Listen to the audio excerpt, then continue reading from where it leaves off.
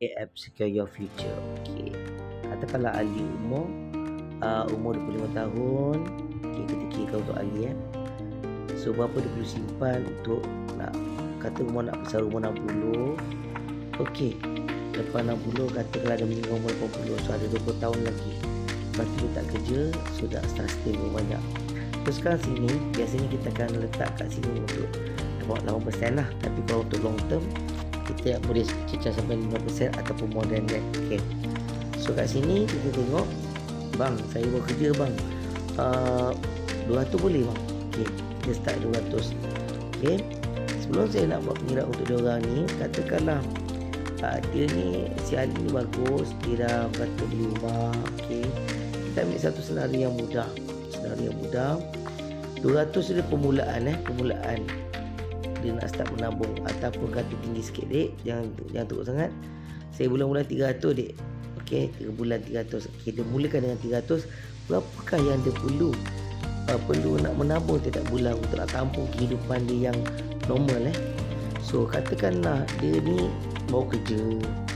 Okey, katakanlah dia beli rumah simple lah, rumah simple. So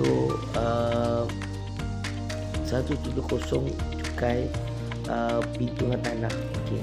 Bayaran bulanan kereta dia 1000 lah. Biasalah budak muda nak bergaya. Normal lah tu. Okey, so bayaran bulanan rumah dia okey 1,500 kan. Okey. Alright. So bayaran bulanan okey, pinjaman lain mungkin tak ada, tapi 500 ni kita secara logiknya adalah dia punya apa nama ni, kita tukar kat situ dia punya petrol ke apa semua, bayaran terkaful ataupun apa, katakan tak ada, katakan dia bayar petrol, katakan dia bayar 500 petrol kita nak tengok cukup tak cukup. Okey, ini adalah petrol dia lah.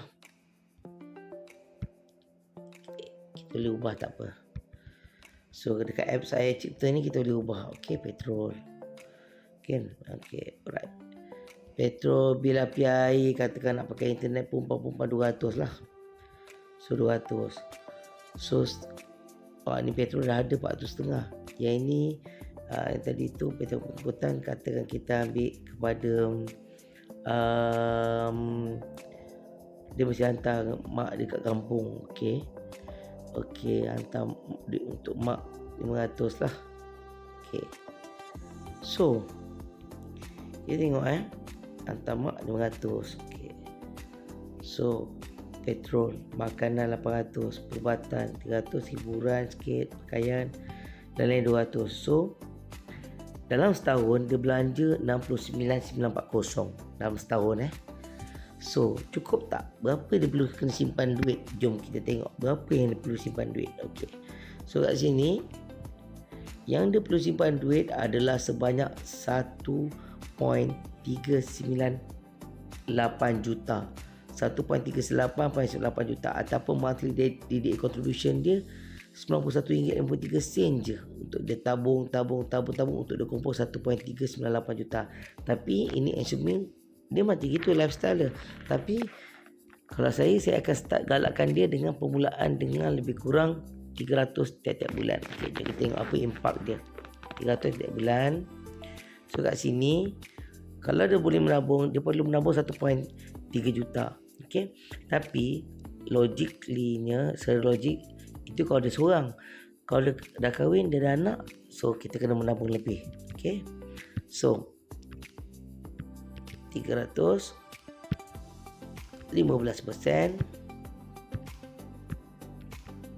15%. Okey. 25. Okey, kita tengok bila umur dia 25, kita tengok kat situ 25. Okey. Dia start 25, dia nak bersara umur 20. Itu.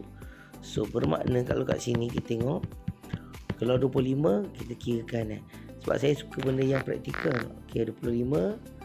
Okey, kita tolak dengan 60. Bermakna dia ada gap 35 tahun. 35 tahun darab dengan 12.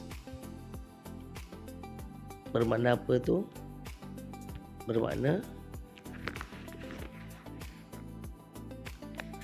420. So 420 tuan-tuan dan puan-puan, kita kat sini saya tunjukkan kalau 420 bermakna 420 bulan dia maintain. Dia maintain dia ada 4.45 juta. Yang itu yang kita nak. Sebab dia kena ingat dia kena ada anak, dia kena ada isteri, nak bayar tu bayar ni, perempuan-perempuan nak tutup semua hutang. Umur 60 dia kena ada 4.45 juta cukup untuk dia bersara, dan bila nak meninggal umur 80 fund ni tetap cukup untuk dia. Okey, Assalamualaikum warahmatullahi wabarakatuh.